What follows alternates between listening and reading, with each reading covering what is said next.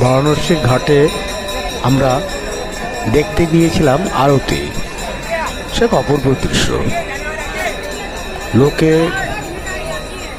সমারোহ প্রচুর পরিমাণে হয়েছিল চারিদিকে। সামনে থেকে কেউ নৌকোয় করে গ্রুপভাবে তারা গিয়ে দেখছিল, উপভোগ করছিল সে আরতি। দেখুন সমস্ত নৌকোগুলো দেখা যাচ্ছে সামনে।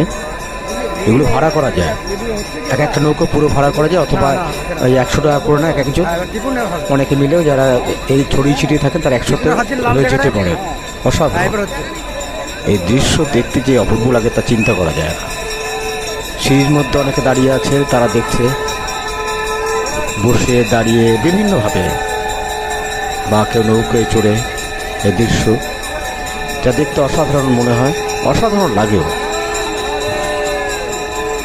দেখুন নৌকোয় করে সামনে থেকে দেখছে তারা, এক অপূর্ব দৃশ্য।